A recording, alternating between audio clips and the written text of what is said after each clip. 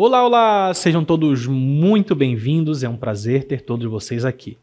Eu sou o professor Jean Torres, do componente de língua portuguesa, e nós vamos observar o que teremos na nossa aula.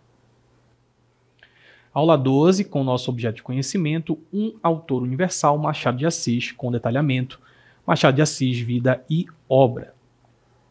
Vamos falar então sobre um dos escritores mais importantes, se não o mais importante, da literatura brasileira. Vamos à nossa aula.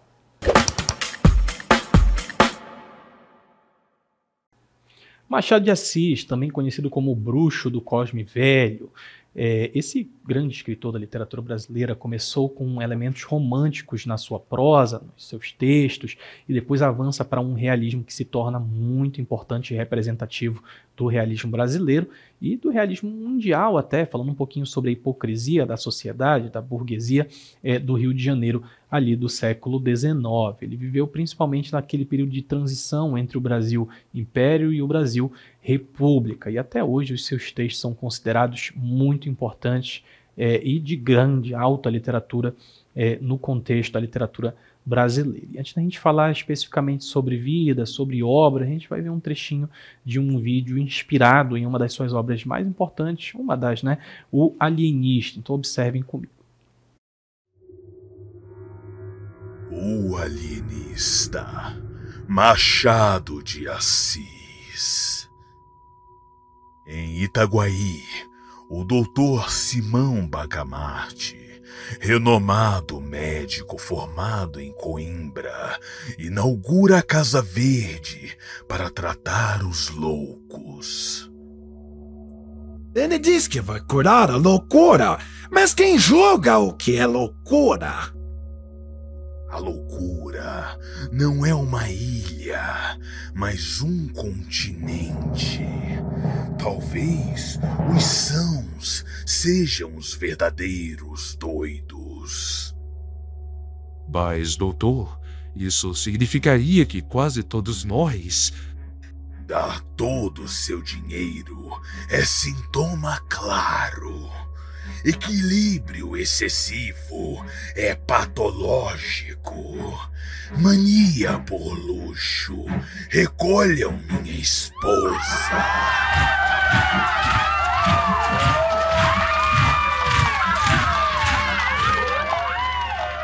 A Casa Verde é uma prisão. Libertemos os loucos. Ao perceber que só ele possuía equilíbrio perfeito, Bacamarte se declarou o único louco de Itaguaí.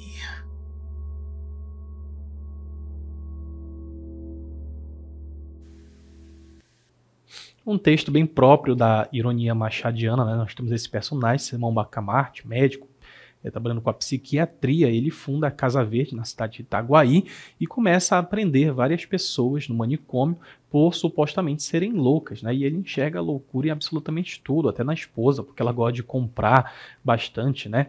E ele, no final das contas, todas as pessoas da cidade são presas, ele é o único solto, a polícia liberta a população e ele acaba sendo a única pessoa presa, porque ele acha que, como ele é a única pessoa equilibrada, a loucura que é normal e, portanto, ele é o único louco. Tem essa inversão aí de valores, né?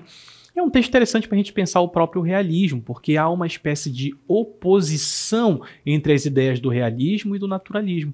Então o texto acaba virando uma crítica ao naturalismo, a esse cientificismo exagerado, a razão de como buscar isso o tempo todo, na verdade está mais para um elemento da loucura representada no nosso Simão Bacamarte. É um texto mais longo, né? Uma novela, vamos dizer assim, e esse trecho, esse vídeo, na verdade, acaba resumindo bastante a história, mas fica essa representação que nós queremos transmitir de um contraponto entre o realismo e o naturalismo. E eu falei para vocês, né, o Machado de Assis ele começa com uma fase mais romântica.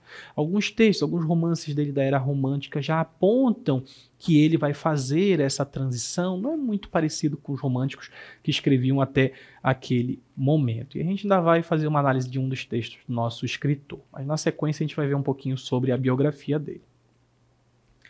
Temos aí a vida e contexto histórico, né? Aí a foto do nosso queridíssimo Machado de Assis, nascido em 1839. O Brasil já era independente, mas ele vai viver ali o auge da vida na transição entre Império e República, que inclusive vai ser retratada em um de seus textos, que é Esaú e Jacó, em que nós temos dois irmãos gêmeos que se odeiam, um quer manter o Império e o outro é republicano, ele quer fundar uma república. Então ele nasce em 39 no Rio de Janeiro, foi um escritor e de origem humilde que superou barreiras sociais e de saúde, ele era epilético, para se tornar o maior nome da literatura brasileira, uma das maiores do mundo também, né? Um dos maiores nomes do mundo.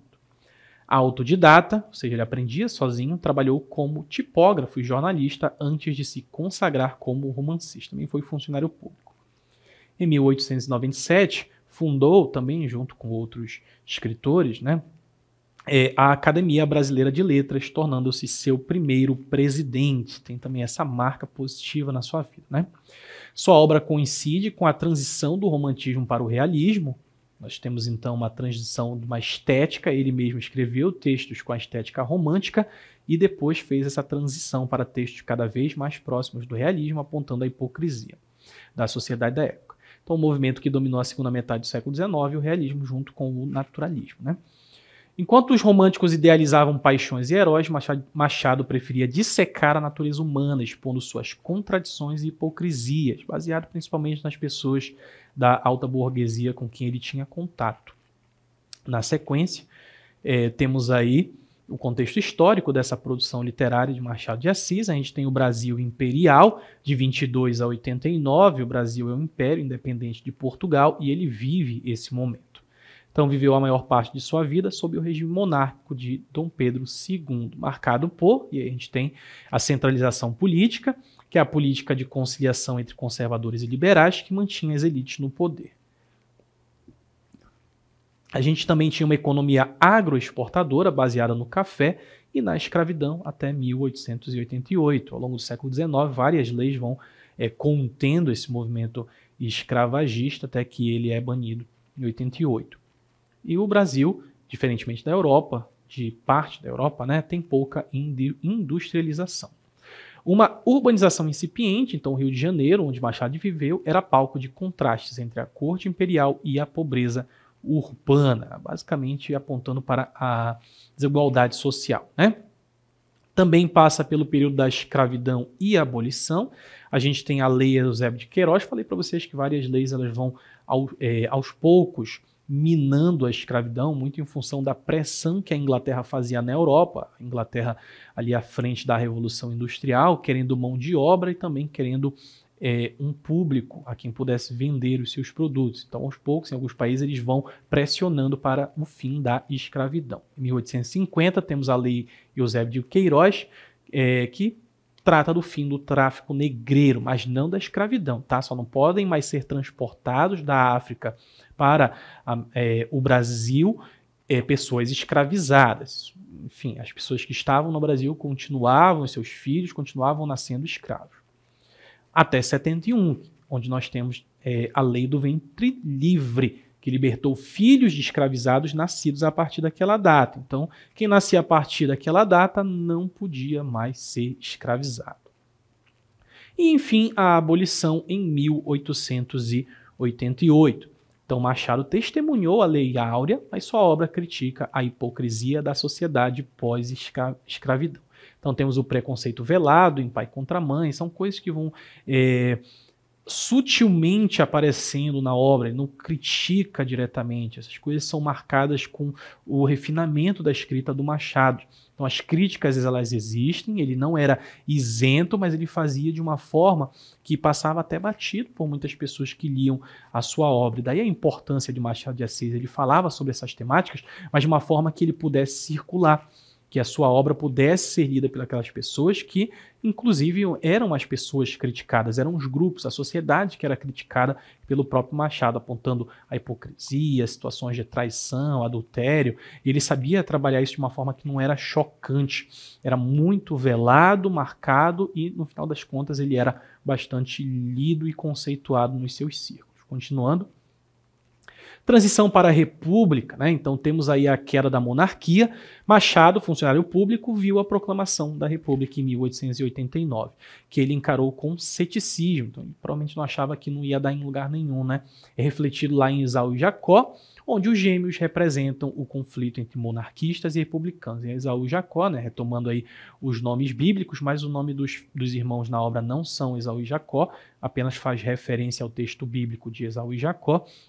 Um é monarquista, ele quer continuar como um império, e o outro é republicano, ele quer que seja de fato instaurada uma república. No final eles acabam só, se eu não me engano, senadores, mais um defendendo o ideal e o outro, eles sempre fazem esse contraste, tal qual Esaú e Jacó, né? Continuando, temos aí uma vida cultural e literária na época do romantismo, na década de 50 e 60, que é a primeira fase do Machado. Tem lá a Helena, A Mão e a Luva, ainda tinha traços românticos, mas com ironia. Lá em A Mão e a Luva isso é bastante marcado, temos uma figura patética, apaixonada e tudo mais, ao mesmo tempo que nós temos um amigo mais centrado, mais racional, e ele que acaba ficando com a mocinha da história. Temos o realismo-naturalismo nas décadas de 80 e 90, na sua segunda fase, o Dom Casmurro coincidiu com a influência europeia do Flaubert, essa de Queiroz e o cientificismo de Comte e Darwin. Temos também a fundação da ABL em 97. Machado criou a Academia Brasileira de Letras para profissionalizar a literatura nacional. Então a gente tem a fase do realismo-naturalismo, né? Na década de 80 e 90, Dom Casmurro vai ter essa pegada já nessa data de publicação, com essas influências europeias, Flaubert, essa de Queiroz, o cientificismo, tudo isso vai aparecer no naturalismo e alguns traços da literatura do realismo. Continuando, temos aí questões sociais e a crítica machadiana, uma elite burguesa. O Machado expôs a falsa moralidade das elites. Temos então a hipocrisia marital em Memórias Póstumas, que inaugura inclusive o realismo no Brasil. Posição do escritor, como homem negro e epilético, Machado enfrentou preconceitos, mas usou sua obra para questionar hierarquias sociais. Então ele tinha até uma posição privilegiada, dada a sua etnia, né? Por ser negro, mas ao mesmo tempo com esse prestígio, ele escrevia, trabalhava com essas temáticas. Já falei para vocês de uma forma bastante sutil, ele não precisava ser combativo nesse sentido mais com violência mesmo, com choque. Ele sabia trabalhar muito bem esses temas na sua literatura. Então observem comigo esse mapa mental sobre o Machado. Joaquim Maria Machado de Assis nasceu no Rio de Janeiro, então capital do Império, falamos, né, considerado o maior nome da literatura brasileira. Ajudou a fundar a Academia Brasileira de Letras, sendo aclamado o seu primeiro presidente. Também é neto de ex-escravos, ou ex-escravizados, né? O menino pobre do Morro do Livramento, foi um autodidata e não chegou a frequentar a universidade. Ele era gênio, ele lia bastante, embora não tenha saído do Brasil, conhecia bastante sobre a literatura europeia. Escreveu em quase todos os gêneros literários, como poesia, crônica e teatro, mas foi através do conto e do romance que alcançou a maestria. Seus contos e seus romances são maravilhosos. Também inaugurou o realismo brasileiro com o livro Memórias Póstumas de Brás Cubas, nos legando ainda obras como Quincas Borba e Dom Casmurro. E lá em Memórias Póstumas de Brás Cubas, o nosso Machado de Assis também faz algo bem interessante, bem subversivo. Ele tem um narrador que já está morto. Então o nosso narrador, ele é livre de todas as amarras da sociedade porque ele está morto. Ele pode falar sobre todas essas temáticas. Isso também é bastante importante na obra do Machado de Assis. Memórias Póstumas tem essa ideia. Por mais que faça parte do realismo, ele acrescenta esse elemento fantástico que é um narrador que já está morto. E sobre o realismo, temos aí o contexto histórico, já falei para vocês sobre alguns, a Segunda Revolução Industrial, Segundo Reinado, temos aí então Dom Pedro II, né? A abolição da escravatura, a proclamação da República, todos esses eventos que movem a Europa e o Brasil do século XIX. Nas características temos a objetividade, críticas sociais e políticas, ambientes sociais e urbanos. Lembrando que no romantismo aparecia, claro, o ambiente urbano, mas focava muito no ambiente também mais das florestas, né? Buscando o indigenismo, vamos assim dizer. Uma oposição ao romantismo também e a observação científica da realidade com um retrato da vida cotidiana. Temos aí o romantismo, em que nós tínhamos a idealização do amor e da mulher, isso não acontece mais aqui. A fuga da realidade, e aqui a gente quer a realidade enquanto uma representação precisa. O exagero no romantismo, enquanto aqui no realismo ele não tem esse exagero. O subjetivo, enquanto o realismo busca o objetivo, e o nacionalismo, e esse nacionalismo exagerado aqui, ele fica um pouquinho em segundo plano. E os principais autores, além do Machado de Assis, temos Raul Pompeia e o Aloysio de Azevedo, também mais voltados, principalmente o Aloysio de Azevedo, mais ao naturalismo, que acaba se confundindo um pouco, mas é um pouquinho mais radical o naturalismo em relação ao realismo, mas também busca a racionalidade. Continuando, temos aí essa estética realismo em Machado de Assis. Ele é caracterizado por uma análise psicológica profunda. Então, Machado não se contenta em descrever ações, ele vai explorar os pensamentos ocultos dos seus personagens. Então, em Dom Casmurro, por exemplo, que é sobre a história de um narrador, o Bentinho, ele vai narrar essa história e a sua visão, ele acha que foi traído pela sua esposa, mas é enviesada pelo ciúme. E como ele narra, a gente não sabe, no final das contas, se ela traiu ou não, porque só temos a visão da pessoa que acha que foi traída. Essa dúvida fica até o fim do romance. Temos também a ironia e o pessimismo. Então, os seus textos desmontam ilusões com humor ácido. Como em Memórias Póstumas de Brás Cubas, nós temos um defunto que narra sua vida com cinismo, revelando a futilidade, como é fútil, né? A elite brasileira a qual ele pertencia. Temos a crítica social indireta, então o Machado não vai fazer discursos políticos, mas expõe as injustiças e contradições da sociedade escravocrata e burguesa. Como eu falei para vocês, tudo vai ser bem sutil. Lá em O Alienista, o texto a gente viu o início, né? Satiriza a ciência e o poder arbitrário. Também temos uma narrativa fragmentada e não linear. Então ele vai quebrar essa linearidade tradicional usando flashbacks, digressões, quando começa a pensar, a refletir sobre aquilo, né? E narradores que não são confiáveis. Em Quincas Borba, o leitor precisa decifrar as intenções por trás das palavras. São aspectos que a gente pode notar basicamente em todas as obras, mas a gente está dando exemplos em diversas. A ambiguidade e a ausência de moralismo. Então seus finais são abertos, sem lições de moral, muitas vezes. Então, a Cartomante, um conto, termina com um assassinato, mas a culpa é do destino, da credulidade, do ciúme. O Machado não vai responder, ele vai deixar o seu leitor buscar alternativas. Continuando, a gente vai falar um pouquinho sobre alguns dos romances. O Machado de Assis escreveu 9 romances, que são divididos em 2 fases literárias. A primeira, o romantismo, mas com traços realistas. Temos lá a Ressurreição, o qual o tema é ciúme e desconfiança em um romance urbano. E percebam que esses temas são temas que a gente não via com frequência, ou até via, mas trabalhados de outra forma no romantismo. Lá em A Mão e a Luva, a gente tem o tema que é ambição social e casamento por interesse. Isso tudo na primeira fase, tá?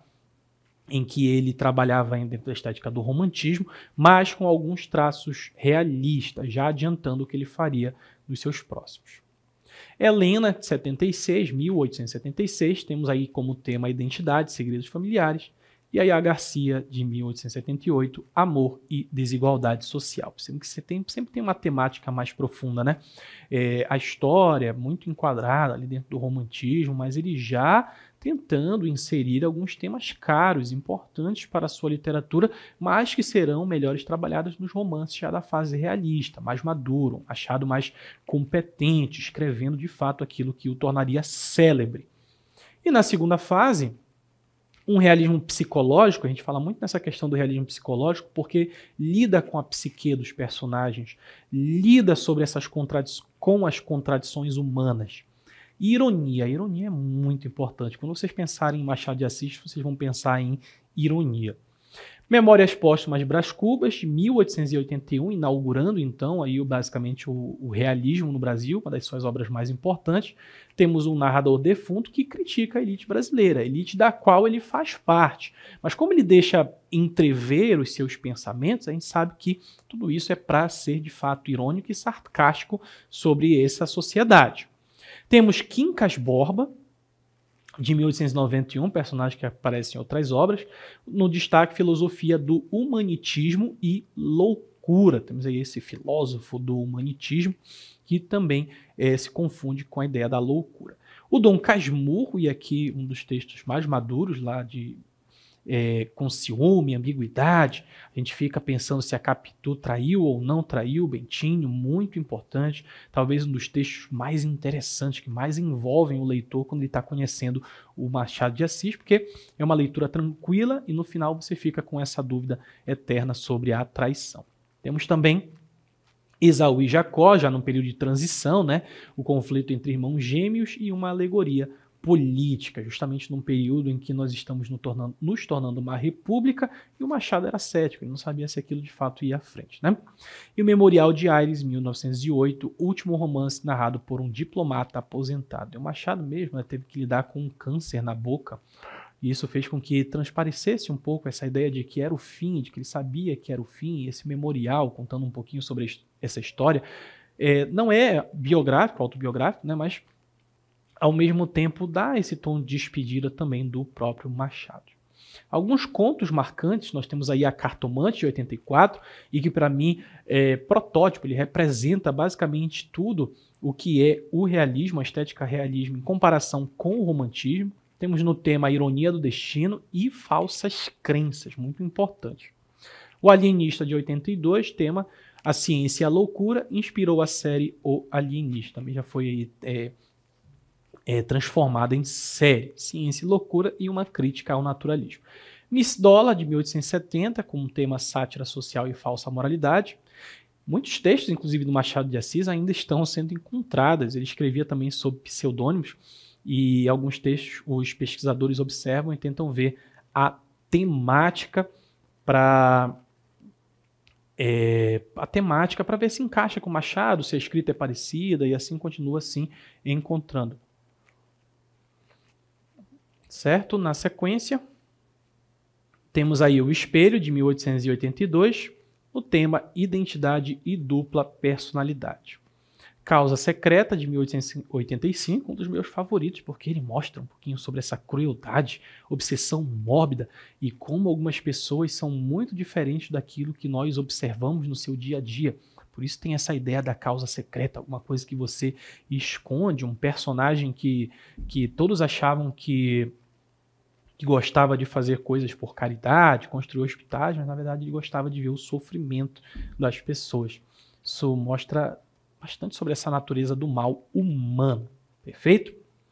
E óbvio que se nós estamos falando de Machado de Assis, tivemos o vídeo sobre o alienista, mas eu trouxe um texto interessante, um conto também desse período de transição dele do romantismo para o realismo, mas que já mostra a ironia, já vai mostrando como o Machado vai amadurecendo. Publicado originalmente aqui em A Marmota em 58, o texto se chama Três Tesouros Perdidos. E muita atenção, a gente vai chegar a algumas conclusões interessantes. Falei para vocês, é um período de transição, o Machado ainda está amadurecendo, mas eu gosto como ele representa a ironia que o Machado vai ficar conhecido pela. Observem comigo então o texto. Três Tesouros Perdidos. Uma tarde, eram 4 horas, o senhor X... Interessante, o Machado também faz bastante isso. Para ele não dizer nomes, ele coloca só uma letra. Voltava à sua casa para jantar. O apetite que levava não fez reparar em um cabriolê que estava parado à sua porta. Transporte, né? Entrou, subiu a escada, penetra na sala e dá com os olhos em um homem que passeava a largos passos, como agitado por uma interna aflição. Então, nosso senhor X observa esse homem, ele parece aflito.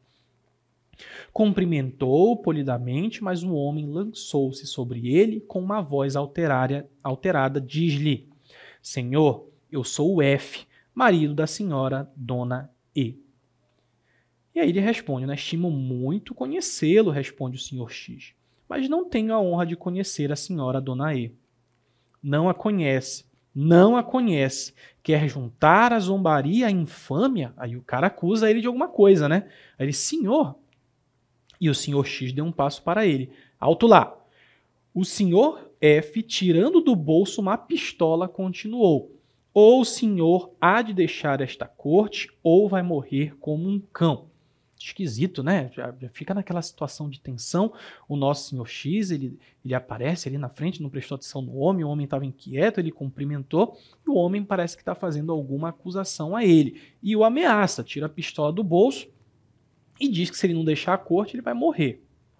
Mas senhor, disse o senhor X, a quem a eloquência do Sr. F tinha produzido um certo efeito. Que motivo tem o senhor? Então ele ficou assim, nossa, ficou assustado, né? Tem uma arma apontada para ele.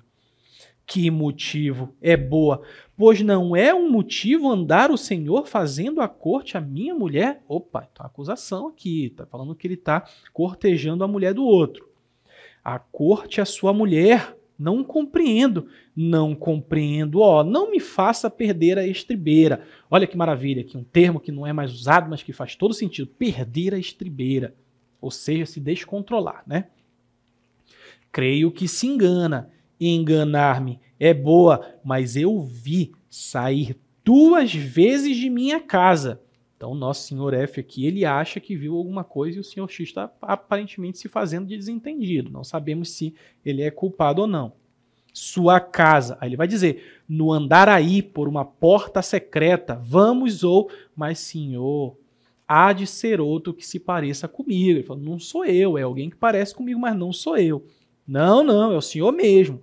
Como escapar-me este ar de tolo que ressalta de toda a sua cara? Vamos, ou deixar a cidade ou morrer. Escolha. Então ele está falando, ou você deixa aqui a cidade, ou você vai morrer porque você está indo ali com a minha mulher. Era o dilema. O senhor X compreendeu que estava metido entre um cavalo e uma pistola, pois toda a sua paixão era ir a Minas, escolheu o cavalo. Então, dizendo ali, moro aqui, só que eu sempre quis ir para Minas, o cara já está me ameaçando, eu acho que é uma ótima desculpa para que eu faça isso. Surgiu, porém, uma objeção.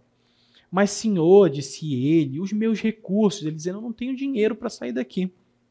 Os seus recursos, tudo previ, descanse, eu sou um marido previdente.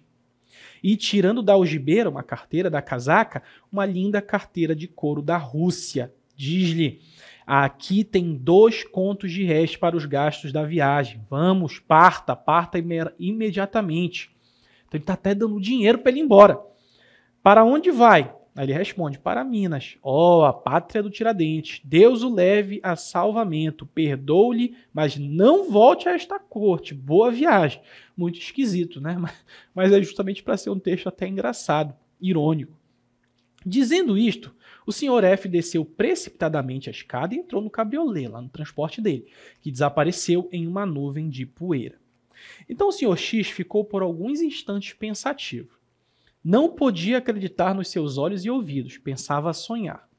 O engano trazia-lhe, e aqui ele está dizendo, né, que foi um engano, ele não estava saindo com a mulher do cara, mas isso aconteceu para ele.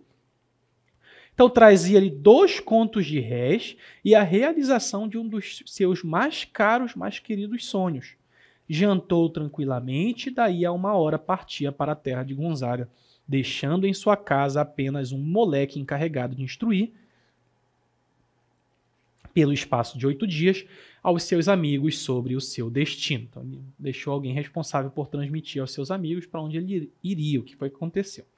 No dia seguinte, pelas 11 horas da manhã, voltava o Sr. F para sua chácara de Andaraí, pois tinha passado a noite fora. E aqui já estamos falando do Sr. F. Enquanto o Sr. X foi embora, porque foi ameaçado, o Sr. F voltou para a chácara de Andaraí. Penetrou na sala e, indo deixar o chapéu sobre uma mesa, viu ali o seguinte bilhete, o que ameaçou. Meu caro esposo, parto no paquete em companhia do teu amigo P. Vou para a Europa, desculpa a má companhia, pois melhor não podia ser. Tua E. Desesperado, fora de si, o Sr. F lança-se a um jornal que perto estava. O paquete tinha partido às 8 horas, então, no final das contas, ela fugiu com o amigo dele e não com o outro personagem.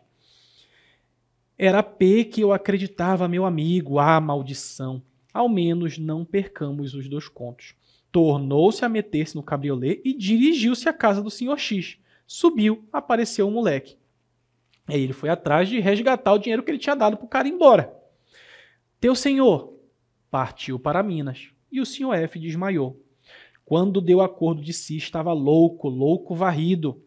Hoje, quando alguém o visita, diz ele com um tom lastimoso. Perdi 3 tesouros há um tempo. Lembra lá do título, 3 tesouros? Perdi 3 tesouros há um tempo.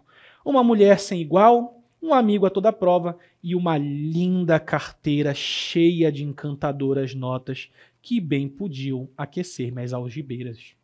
Neste último ponto, o doido tem razão e parece ser um doido com juízo. É um texto que mostra bastante a ironia do nosso Machado, né? O nosso personagem, que no final das contas estava enganado, perdeu a mulher, perdeu o amigo e perdeu o dinheiro. E um destaque, né, para como ele diz uma mulher sem igual, um amigo a toda prova, e quando ele vai falar do dinheiro e não mais da mulher do amigo, aí ele exagera, né? Uma linda carteira cheia de encantadoras notas.